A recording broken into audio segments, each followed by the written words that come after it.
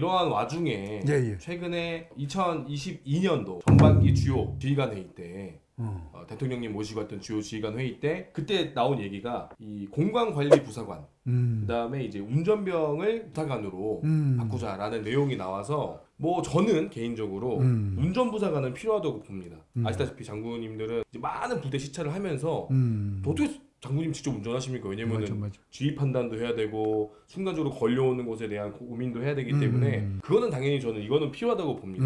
그런데 이제 공간관리부사관에 대해서 최근에 이제 1군단에 모집하는 내용이 나왔는데 분리수거 그리고 뭐 수목관리 및 또 잔디 관리 그런 거나 뭐 행사 시에는 또 참여한다. 뭐 이런 내용이 나오면서 공간관리부사관 이 지금 야전에 부사관 한 명이 없어서 지금 난리인데. 아 그러니까 군단장 공간관리 부사관을 상사로 모집한다. 네 맞습니다. 근데 군단장뿐만 아니라 아마 거기 모여있지 않습니까? 이제 주요 참모들도 이제 관리하는 차원에서 모집하는 것 같은데 이런 문제가 나왔습니다. 이제 공간병이 없으니까 이제 이거 부사관에게 전가하는 것이냐? 제가 이제 막 군에 나왔을 때 사실 여러 가지 뭐 갑질 문제, 소위 공간병 제도가 이제 폐지되고 그동안 제가 전역한 후에 그 이제 아는 후배들 이렇게 공간에 가보면 공간이 되게 넓지 않습니까? 이렇게 방치되는 그런 사례들이 많더라고요. 그래서 전체적으로는 아 그거에 대한 문제점을 인식했구나 하는 생각이 이제 듭니다. 이런 제도를 새롭게 만들었다는 게 지금 말씀하신 대로 운전부사관 사단장은 뭐 하사를 하고 군단장은 뭐 중사 이상을 이렇게 한다고 하는 거에 대해서는 저도 우리 김상호 씨와 동일한 생각이에요. 제가 장군이 돼서 지휘관이 돼서 병사들이 모는 운전을 하다 보면 통상 지휘관이 2년을 한다 그러면 최초에 새로운 운전병을 뽑을 때 아 내가 끝날 때까지 가야지 하다 보면 2등병이나 1병을 통상 뽑게 돼요. 그럼 완전히 이 초짜 운전병들을 2등병하고 투스타가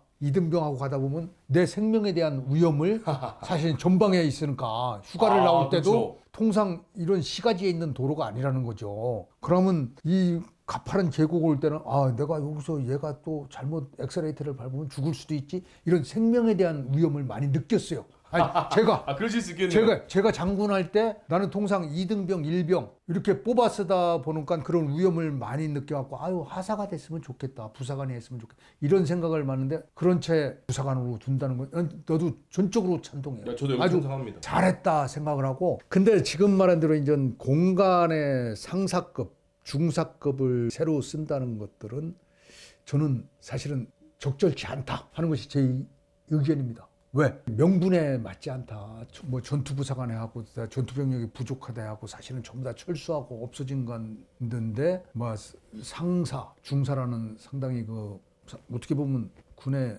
아주 중추적인 그런 계급 아닙니까? 이것을 공간에 투입한다는 건 맞지 않고 그러면 아마 또 다른 문제가 있을 것이다.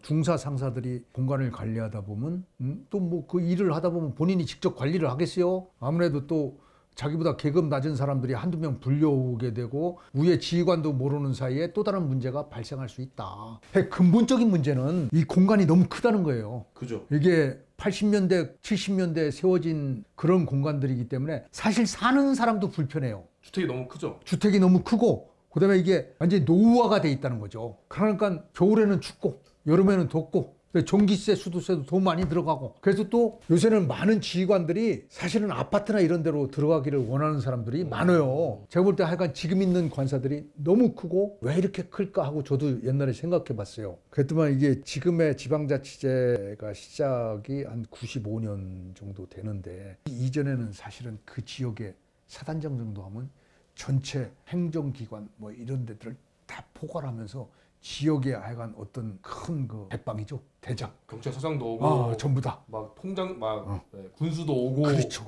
이런 체계 내에서 만들어진 것이다. 그런데 이제 시대가 많이 흘렀다. 그래서 좋은 아파트들도 많고 그러니까 사실 불편해하는 지휘관들도 많은데 요새는 전방 지역도 다 도시화가 돼 있지 않습니까? 도로도 좋고 간부 숙소들을 좀 참모들하고 지휘관하고 연립 숙소를 만들어갖고 연대장관사, 사단장관사, 참모관사를 집단 연립숙소를 만들어 갖고 그 공간들이 좋은 데들 대부분 위치하고 있으니까 그렇게 좀 발전적으로 가는 것도 좋겠다. 뭐 이런 생각을 합니다. 지금 상사급을 중사급을 사단장 공간, 군단장 공간에 관리 부사관으로 배치하는 것은 저는 반대다. 그거는 반드시 제가 볼 때는 전방사단의 흐름상, 전방군단의 흐름상 분명히 또 다른 문제를 야기할 것이다. 공간이 너무 쓸데없이 커가지고 지금 이제 그런 행사 같은 거 안 하지 않습니까? 안 해요. 전혀 안 해죠. 그리고 뭐 그래. 연관장교도 불러서 밥 먹고 그런 것도 없죠? 없어. 전혀 안 하죠. 회관에서 하시죠 다. 그렇죠. 그리고 너무 크네. 거기서 할 수 있는 여력이 안 돼요. 왜냐하면 자 생각해 보세요. 안에서 누구를 불러서 하게 되면 다 노출되고 문제가 있다는 걸 다 알기 때문에 제가 볼 때는 100이면 100명 지금 공간에서 어떤 옛날과 같은 행사를 안 할 것이다. 이렇게 생각을 해요. 그럼 확실히 현실성 있는 건 공간 좀 줄이는 게 맞겠네요. 그렇죠. 그렇죠. 지금 사장님들도 퇴근하시면 피곤하실 거 아니에요. 너무 커가지고 이거 너무 커요. 청소는 해야겠고 근데 또 이거 내가 하기 너무 힘들고 너무 크고 그 제가 알기로는 대략 그 자기가 쓰는 공부방 하나하고 안방 다른 방들은 전부 다 잠궈 놓고 이 보일러 다 죽이고 한 방 2개 정도만 이렇게 쓴다고 들었어요. 그만큼 나머지는 그냥 우리 언론에서 이렇게 진짜 그 몇 년에 한 번씩 얘기 나오는 거지 대부분의 지휘관들은 그렇죠. 건전하게 다 이렇게 한다는 거죠. 이번에 북한 무인기가 지금 난리지 않습니까? 예. 그래서 지금 군도 모든 거기 집중이 북한 무인기에. 왜냐면 한 번 더 또 혹시나 내려왔는데 또 서울상공을 휘젓고 들어가면 이제는 군의 신뢰도나 그렇죠. 국방부 장관이나 합참부 장관 다 지금 다 추궁하게 생기지 않았습니까? 그래서 지금 모든 군의 피로도가 다 전방에 무인기만 바라보고 있는 상황입니다. 사실은 저는 개인적으로 북한의 하나의 화전혁명 전술이다. 성동격서라고 여기서 이제 무인기로 혼란에 빠뜨린 다음에 뭔가 또 도발할 수 있다는 생각이 들거든요. 장군님이 생각하실 때는 이런 사람들이 크게 됐어야 되는데 동의해요. 그러니까 북한의 무인기는 이제 국민들과 군의 피로도는 쌓이는데 나중에 또 어떠한 도발을 좀 예상하시는지. 우리하고 달리 기습을 할 수 있는 특권을 가졌어요. 북한은. 그러면 시간, 장소, 수단, 기술, 방식 하여간 여러 개의 기습을 할 수 있는 그 선택권을 북한은 갖고 있는데 똑같은 일을 반복하지 않는다. 그래서 전방에 가서 피로도를 증진시키고 이러는 것들은 북한이 원하는 남남 갈등 또 우리 군의 피로도를 증가시키는 그 전략에 말려드는 것도 있다. 그래서 적절한 시점에 빨리 원상을 하고서 또 다른 준비를 해야 된다 하는 것들에 같은 동의를 합니다. 제가 주목하는 것은 올해 휴전선 일대에서 우리 9.19 합의를 우리 지금 정부나 군도 9.19 합의가 거의 깨졌다고 보는 거 아닙니까? 우리 정부도 심리전을 하고 싶은 거고 또 전단과 물포를 북한 지역에 살포하고 싶은 거고 9.19 합의 때문에 적절히 우리가 가졌던 최고의 옵션이 사라졌던 건데 그거를 갖고 싶은 거고 대북 확성기나 그렇죠. 진짜 확성기 방송이 시작한다 보면 확성지 지역에 폭격이 있다거나 확성기 타격하거나 그렇죠. 그다음에 무인기 지금까지 정찰 무인기를 띄우는 게 아니고 자폭형 드론이나 뭐 이런 것들이 와갖고 인명피해를 유발하는 자폭 드론이 하면서 인명피해까지 유발할 수 있다는 거죠. 근데 그것이 자폭하면 북에서 보냈는지 뭐였는지 그러니까 주체가 알 수 없는 그런 도발. 그러면 시간이 지연된다는 거죠. 시간이 지연되고 후속해서 정보 판단을 해보고 한 이틀 뒤 제가 볼 때는 저기 도발한 다음에 바로 즉흥 도발을 하면 문제가 없어요.